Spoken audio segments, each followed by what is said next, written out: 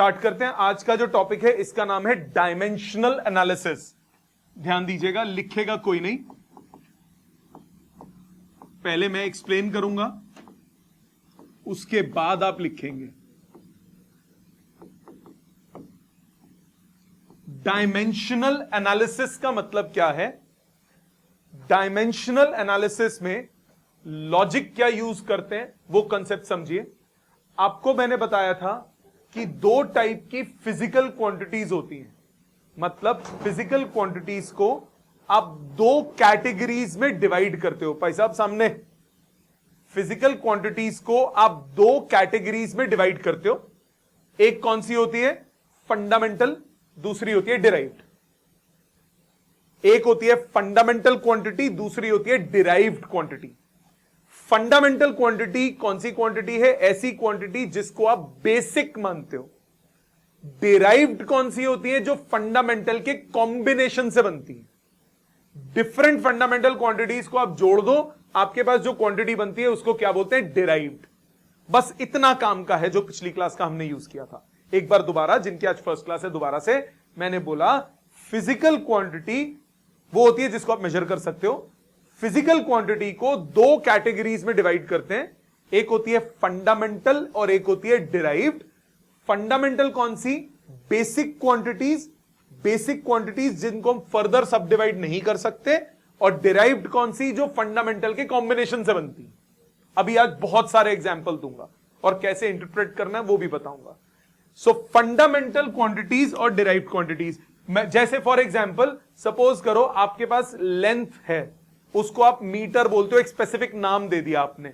आपके पास एरिया है, उसको आपने मीटर स्क्वायर बोला, उसको कोई अलग नाम तो नहीं दिया ना। सो वो क्या है? डिराइव्ड। फंडामेंटल कौन सी थी? फंडामेंटल वो होती है जो कि एक सिंगल नाम वाली होती है, अकेली क्वांटिटी, उसको आप और डिवाइड नहीं कर सकते। डिराइव्ड कौन सी होती है? जो कॉम्बिनेशन से बनती है। डायमेंशनल एनालिसिस क्या है? It's the study in which all physical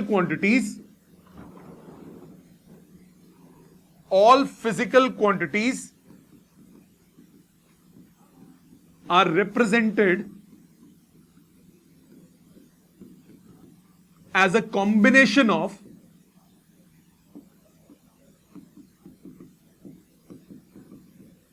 fundamentals.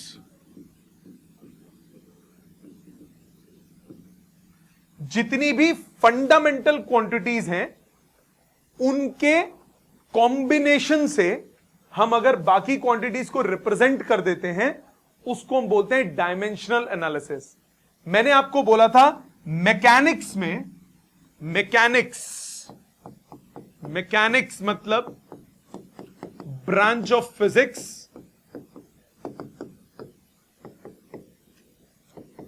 which deals with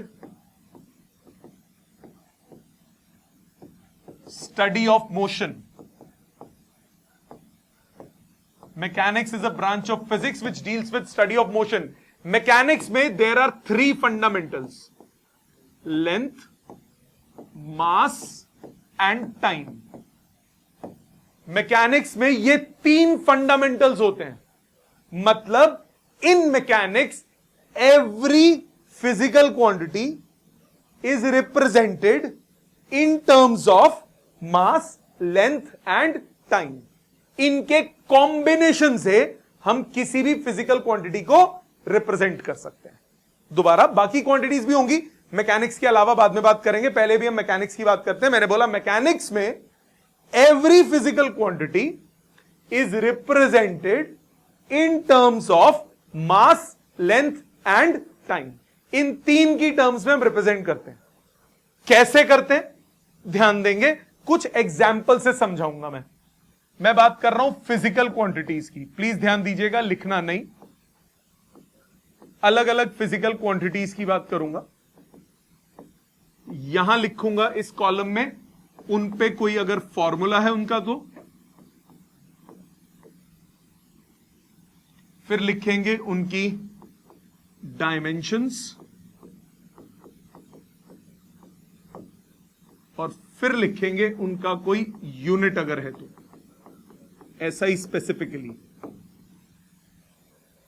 ये एक मैं कॉलम बना रहा हूं, मैंने बोला रिप्रेजेंटेशन मास लेंथ और टाइम की टर्म्स में करना है। डायमेंशन आप ऐसे लिखते हो, स्क्वायर ब्रैकेट्स में मास की पावर ए, लेंथ की पावर बी, टाइम की पावर सी। मतलब किसी फिजिकल क्वांटिटी में मास कितना है, लेंथ कितना है वो यहां पे आएगा, टाइम कितना है वो यहां पे आएगा। इसका क्या मतलब हुआ कितना है? एग्जाम्पल से समझो मोर क्लियर। पहला, सपोज मैंने बात की डिस्टेंस की, प्लीज ध्यान दीजिएगा, टाइम मिलेगा लिखने का। डिस्टेंस की बात की, डिस्टेंस का कोई फॉर्मूला नहीं होता, डिस्टेंस तो लेंथ होती है। तो इसकी डायमेंशन को कैसे लिखेंगे? Square brackets. इस क्वांटिटी में क्या क्या चीज है? इस क्वांटिटी में मास नहीं है तो m0। इस क्वांटिटी में लेंथ एक बार है, इस क्वांटिटी में टाइम नहीं है। ये इसके हो गए क्या? डायमेंशंस। रिप्रेजेंटेशन कि इस क्वांटिटी में मास कितनी बार है, लेंथ कितनी बार है और टाइम कितनी बार है, इसको बोलते हैं डायमेंशंस। इसके ऐसा यूनिट क्या होंगे? मीटर्स। और सीजीएस यूनिट कौन से होते हैं? सेंटीमीटर्स। ऐसा यूनिट्स क्या होते हैं पता है ना? ऐसा यूनिट्स इसके क्या है? मीटर्स। दूसरा, सपोज मैंने बोला एरिया, या पहले और आसान, डिस्प्लेसमेंट। डिस्प्लेसमेंट भी क्या होता है? शॉर्टेस्ट डिस्टेंस है तो वो भी डिस्टेंस, तो उसको भी आप लेंथ में मेजर करते हो, m0, l1, t0, same dimensions, ये भी क्या हो जाएगा? मीटर्स। तीसरा, सपोज मैंने बोला एरिया। एरिया क्या होता है? Length into breadth. रेक्टेंगल की बात करें तो लेंथ इंटू ब्रेड्थ। अब इसमें क्या होगा? देयर इज नो मास, दो बार लेंथ है, there are two lengths and there is no time. m0, l2, t0, इसके एसआई यूनिट्स क्या होंगे? Metre square. इसके एसआई यूनिट्स क्या होंगे? Metre square. पता है ना? मास का कुछ नहीं, लेंथ का कुछ, टाइम का कुछ नहीं, सिर्फ लेंथ। लेंथ का मीटर होता है, मीटर स्क्वायर बन गया एसआई यूनिट। बात समझ में आई? यहां तक समझ में आ रहा है? कोई प्रॉब्लम? ऑनलाइन किसी को दिक्कत यहां तक? ऑनलाइन कोई प्रॉब्लम बेटे किसी को? चलो अगला, सपोज हमने बात की वॉल्यूम की। वॉल्यूम क्या होता है? Length into breadth into height. अच्छा, एक एरिया में एक और चीज समझो। आप कहोगे सर आपने तो रेक्टेंगल का ले लिया, बाकी क्यों नहीं लिए? कोई बात नहीं, कोई भी लेके सोच लो। एरिया क्या होता है सर्कल का? पाई आर स्क्वायर। पाई तो कांस्टेंट है, आर स्क्वायर वो भी तो दो लेंथ हो गई ना। स्क्वायर का, साइड का स्क्वायर वो भी तो दो लेंथ हो गई। तो जितने भी एरियाज होंगे सब में दो लेंथ आएंगी हमेशा प्रोडक्ट में। Similarly volume, length into breadth into height बोलो, या फिर क्यूबॉइड का बोलो, साइड का क्यूब, तीन लेंथ आएंगी सब में। तो इसका डायमेंशन क्या होगा? इसका डायमेंशन होगा m0, l3, t0। There are 3 units of length, no unit of mass, no unit of time, ये बन जाएगा मीटर क्यूब। ठीक, और देखो, सपोज मैंने बोला डेंसिटी। डेंसिटी क्या होता है? Mass divided by volume. ध्यान दीजिएगा, मास डिवाइडेड बाय वॉल्यूम। दोनों के डायमेंशन लिख के रिजल्ट निकालो। मास क्या हुआ? 1 mass, no length, no time, divided by volume. Volume क्या है? No mass, 3 lengths, no time. Yes और नो? दोनों को इंडिविजुअली लिखो सबसे पहले, फॉर्मूला जब आ जाए। Mass 1 mass, no length, no time. Volume no mass, 3 length, no time. यहां तक बात समझ में आई? अब कंबाइन करो, दो चीजें जब डिवाइड होती हैं, बेस सेम, पावर क्या करते हो? सबट्रैक्ट करो। m1 l-3 t0। 1 माइनस 0 कितना हुआ? 1। 0 माइनस 3 कितना हुआ? -3। 0 माइनस 0 कितना हुआ? 0। तो इसके यूनिट्स क्या हुए? देखो, यूनिट्स बनाने भी डायमेंशन से आसान है। मास एक बार है तो केजी, लेंथ की पावर -3 तो मीटर की पावर -3। यही फॉर्मूला, यही होता है ना यूनिट, केजी पर मीटर क्यूब। हाँ कि ना? यहां तक समझ में आता है? और देखो, सपोज मेरे पास है वेलोसिटी,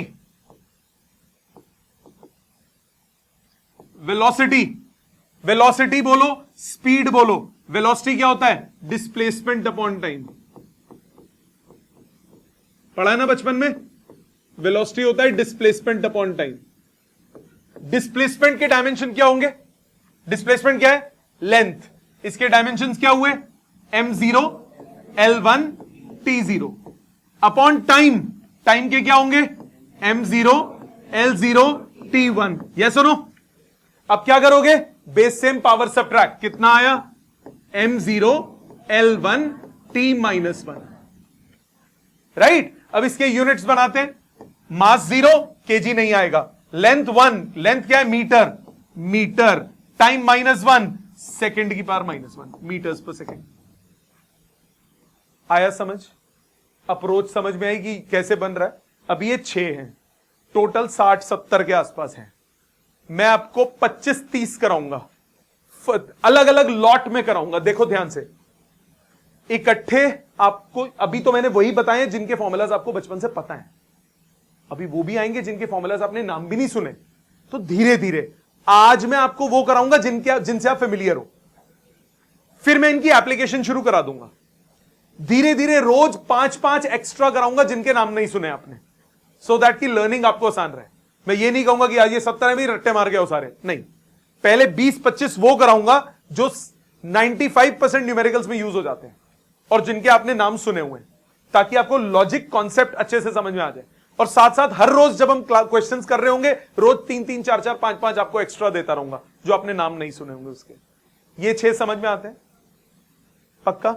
ऑनलाइन समझ में आता है बेटे सबको? एक बार दोबारा ब्रीफ रिव्यू दोबारा करते हैं। क्या बोला मैंने?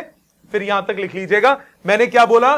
डायमेंशनल एनालिसिस क्या होता है? डायमेंशनल एनालिसिस होता है अगर हम किसी भी क्वांटिटी को फंडामेंटल क्वांटिटीज की टर्म्स में लिखें।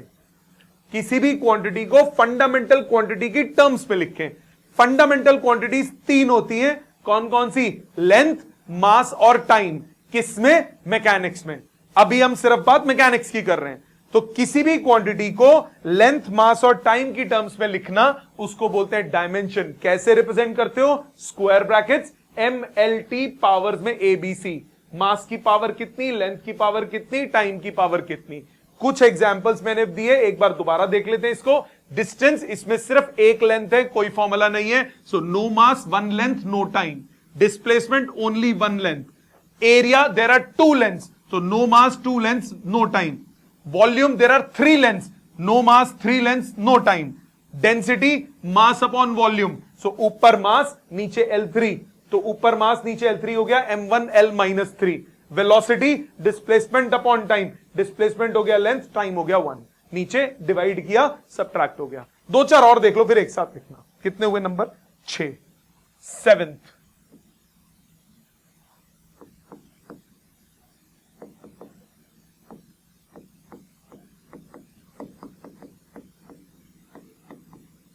फॉर्मूला, यहां पे आ जाएगा डायमेंशन, फिर आ जाएगा यूनिट। चलो आगे चलते हैं। 7th, आप साथ साथ बोलना। एक्सेलरेशन क्या होती थी? एक्सेलरेशन बताओ जी। एक्सेलरेशन डिस्प्लेसमेंट कहां से हो गई? वेलोसिटी अपॉन टाइम, पता है ना? एक्सेलरेशन होता है change in velocity upon time taken, यही होता है। डायमेंशन पे आते हैं। वेलोसिटी के डायमेंशन क्या थे? ये रहे। कितने? M0, L1, T-1। So numerator में क्या चलेगा?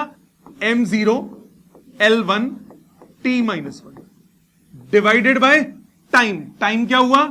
M0, L0, T1। अच्छा, ऐसा भी हो सकता है जो पावर 0 वाले हैं ना, उनको नहीं भी लिखो तब भी चलता है, बट कुछ टीचर्स नंबर काट लेते हैं। तो आपके स्कूल का टीचर अलाउ करेगा तो आप मत लिखो M0, सीधा T लिखो इसमें, T1। पावर 0 का मतलब तो खत्म हो गया ना, तो आप चाहो तो वो कर सकते हो, पर कायदे से होना चाहिए पूरा। तो सॉल्व करें, कितना आएगा, m की पावर 0, l की पावर 1, t की पावर -1, नीचे लिखना था, यहां यूनिट आने थे, m की पावर 0, l की पावर 1, t की पावर -2, यूनिट कितना हो जाएगा इसका, इससे यूनिट बनाओ, मास का कुछ नहीं, मीटर, लेंथ का मीटर, टाइम की पावर -2 मतलब सेकंड की पावर -2, मीटर्स पर सेकंड स्क्वायर। फॉर्मूलाज याद हो, बहुत आसान है। 8th, मोमेंटम, सुना हुआ है नाम, मोमेंटम क्या होता है, मास इनटू वेलोसिटी, सुना हुआ है ना, मास इनटू वेलोसिटी, पूरा नाम लिख देता हूं, mass multiplied by velocity. Dimension पे आ जाते हैं, मास की डायमेंशन क्या हो गई, m1 l0 t0, velocity m0 l1 t-1, अभी निकाली पिछले पेज पे, m0 l1 t-1। अब ये मल्टीप्लाई हो रहा है, जब मल्टीप्लाई होता है तो बेस सेम पावर क्या कर देते हैं, ऐड करो, 1 + 0 1, 0 + 1 1, 0 - 1 -1। ऐसा यूनिट्स क्या है, केजी मीटर्स पर सेकेंड। ठीक, बहुत इंपॉर्टेंट, फोर्स कितना होता है, मास इनटू एक्सेलरेशन। मास के क्या हो गए, m1 l0 t0, एक्सेलरेशन के अभी निकाले ऊपर, m0 l1 t-2, मल्टीप्लाई करो, m1 l1 t-2, क्या बना, केजी मीटर्स पर सेकेंड स्क्वायर। ठीक है, अब ध्यान देना एक बात छोटी सी, फोर्स हुआ केजी मीटर्स पर सेकेंड स्क्वायर, इसको हम बोलते हैं न्यूटन, ये होता है एसआई यूनिट। फोर्स के लिए एक और चीज आपको याद रखनी है, अगर मैं दूसरे सिस्टम में बोलूं ग्राम सेंटीमीटर्स पर सेकेंड स्क्वायर लिख सकता हूं, ये कौन सा सिस्टम ऑफ यूनिट है, सीजीएस। सीजीएस सिस्टम कौन सा होता है, उसमें लेंथ के लिए क्या यूज करते हो, सेंटीमीटर, मास के लिए क्या यूज करते हो, ग्राम, टाइम के लिए क्या यूज करते हो, सेकेंड्स। तो ग्राम सेंटीमीटर्स पर सेकेंड स्क्वायर, इसका नाम होता है डाइन्स। ये नाम याद रखना है, न्यूमेरिकल्स में काम आएगा, सीजीएस सिस्टम। सो फोर्स का यूनिट केजी मीटर्स पर सेकेंड स्क्वायर, इसी को न्यूटन बोला जाता है। ग्राम सेंटीमीटर्स पर सेकेंड स्क्वायर, इसी को क्या बोला जाता है, डाइन्स। ये नाम याद होने हैं। एक चीज इससे आपको और दिखेगी, क्या, भले यूनिट चेंज हो जाए, सिस्टम चेंज हो जाए, पर डायमेंशन सेम रहती है। यूनिट बदला ना, ये ऐसा ही हुआ, ये सीजीएस हुआ, पर डायमेंशन तो सेम ही है ना। सो जो डायमेंशन है, dimension does not depend upon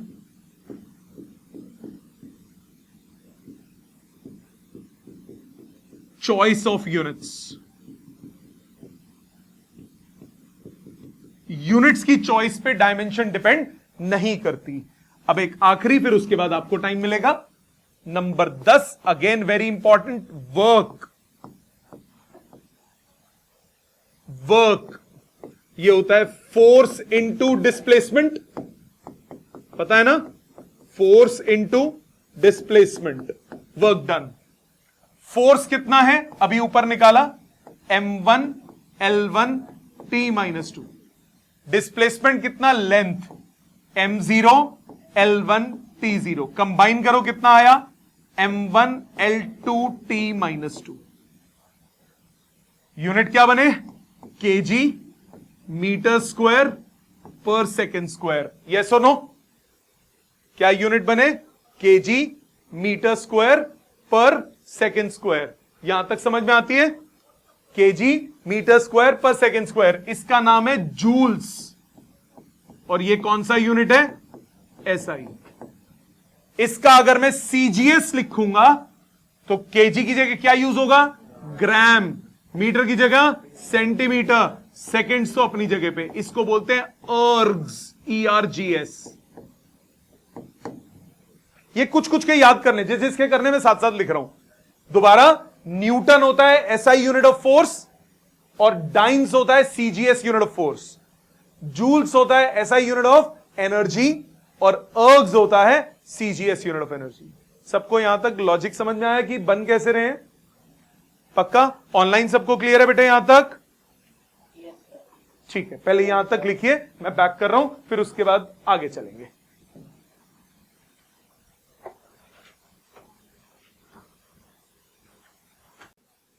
और देखिए, और फिजिकल क्वांटिटीज ध्यान दो बेटा, और फिजिकल क्वांटिटीज देखते हैं।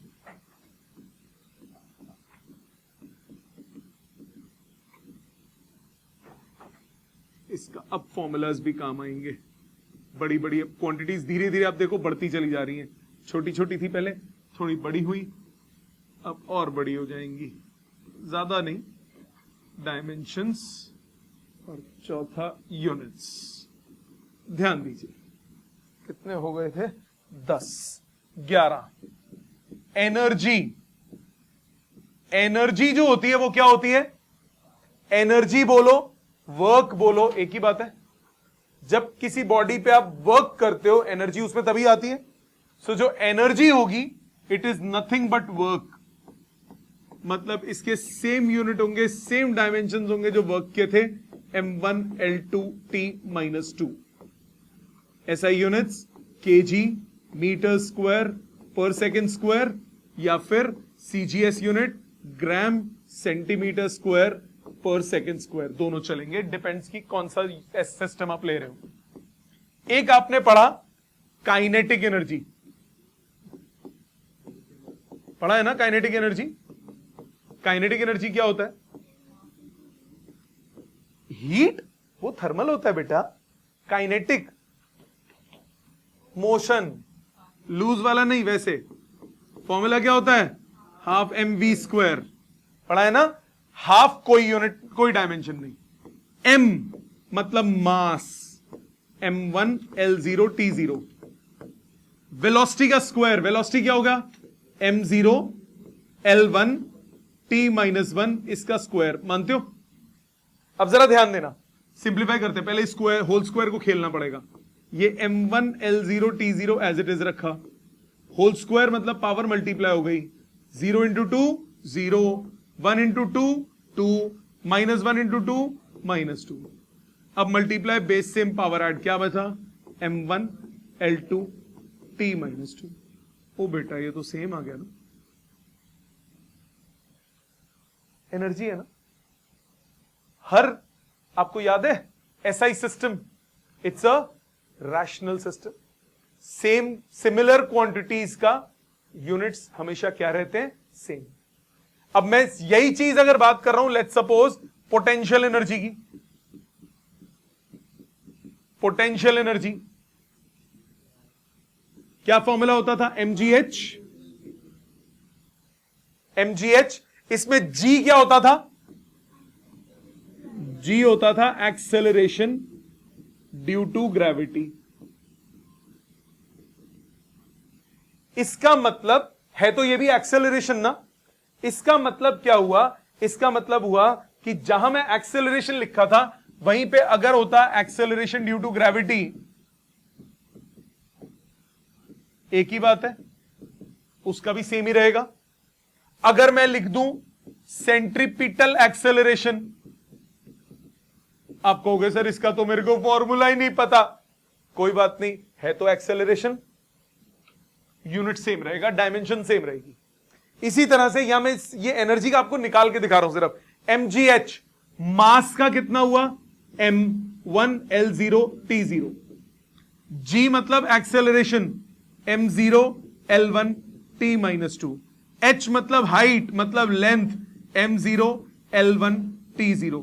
कंबाइन करो, m की पावर कितनी हो गई? 1 + 0 + 0, l की पावर 0 + 1 + 1, टी की पावर 0 - 2 + 0 सेम आ रहा है m1l2 t - 2। तो इससे क्या पता लगा? इससे हमें पता लगा कि similar quantities will always have same dimensions।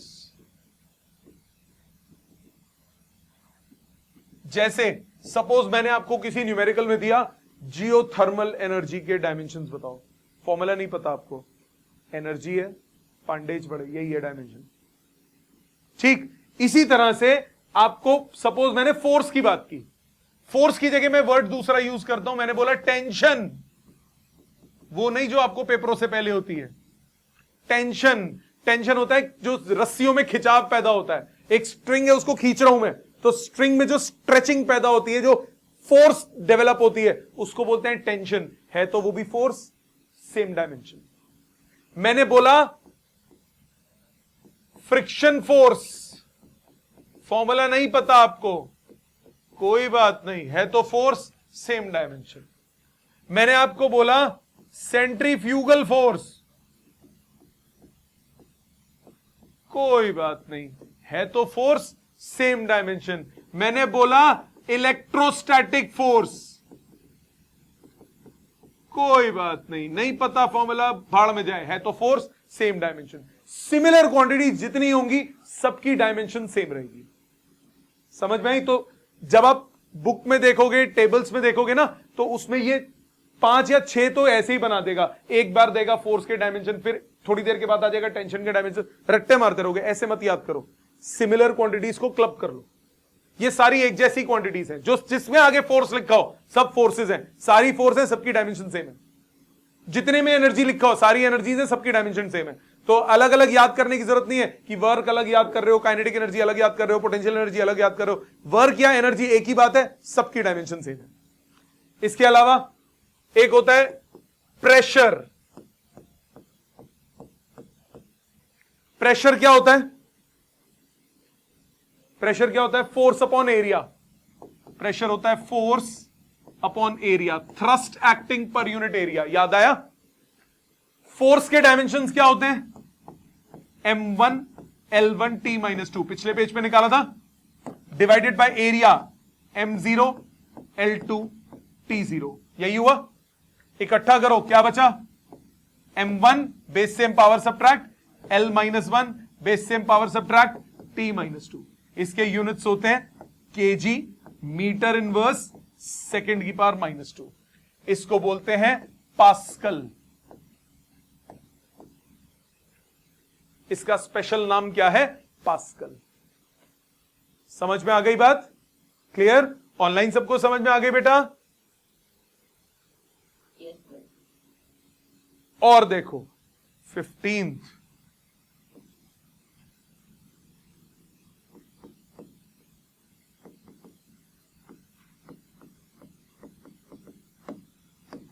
इसका फॉर्मूला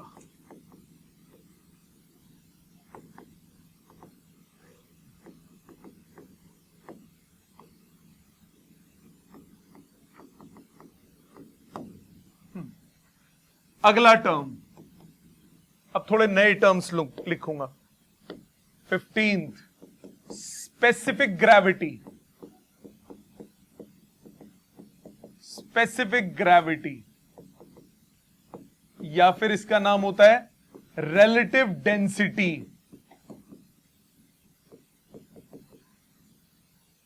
ये होता है density of body divided by density of water. ऊपर डेंसिटी, डायमेंशन डेंसिटी के कितने हैं? m1 l - 3 t0, first page पे किया था। Density m1 l - 3 t0। Dimension मत याद करो, फॉर्मूला दिमाग में रखो, डायमेंशन अपने आप फटाफट बनती है। m1 l - 3 t0, ये हो गई आपकी डेंसिटी। डिनोमिनेटर में भी क्या है? Density m1 l - 3 t0। ऊपर नीचे कट के कितना आया? M0 L0 T0 मतलब no units, no dimensions, no units. इसको हम इस टाइप की क्वांटिटी को बोलते हैं डायमेंशनलेस क्वांटिटी। ये क्वांटिटी कहलाती है डायमेंशनलेस क्वांटिटी। इसकी कोई डायमेंशन नहीं है, मतलब जितने भी आपने वो रेशोज की बात पढ़ी थी वो सब डायमेंशनलेस होंगे। मतलब जैसे सपोज आपने पढ़ा रिफ्रैक्टिव इंडेक्स, रिफ्रैक्टिव इंडेक्स होता है velocity of light in air divided by velocity of light in medium. So ये क्या हुआ, m0 L1 T-1, नीचे भी m0 L1 T-1, सॉल्व करके आया m0 L0 T0, no units. ठीक है, यहां तक समझ में आ गया, क्लियर। प्रेशर बता दिया था ना मैंने, प्रेशर हो गया, फोर्स हो गया, एनर्जी हो गया, पोटेंशियल एनर्जी हो गया। ठीक है, पहले इतने लिखो, थोड़े और करेंगे। इससे पिछले पेज के तो हो गए थे ना 10 तक। ठीक है, ये लिखो बेटा। आज आपको करना क्या है घर पे, ज्यादा कुछ नहीं। ये जितने मैंने 15-16 आपको लिख के दिखाए हैं यहां पे, इनको को 2 बार 3 बार 4 बार अच्छे से पढ़िए और कोशिश कीजिए खुद डायमेंशन निकालने की। लर्न क्या कीजिए, फॉर्मूलाज, क्योंकि अगर फॉर्मूला याद हो तो डायमेंशन ओरली निकल जाएगी। थोड़ा टाइम आपको लगेगा लिख के करने पे, और जैसे जैसे प्रैक्टिस बढ़ेगी आप डायमेंशंस ओरली निकालोगे। ठीक है, सो ये हम करेंगे। अब नेक्स्ट क्लास में हम मिलेंगे, थोड़ी सी और डायमेंशंस करेंगे और इसकी पहली एप्लीकेशन करेंगे। इसकी 4 एप्लीकेशंस हैं। फर्स्ट एप्लीकेशन नेक्स्ट क्लास में इंट्रोड्यूस कर दूंगा मैं। ठीक है, थैंक यू वेरी मच।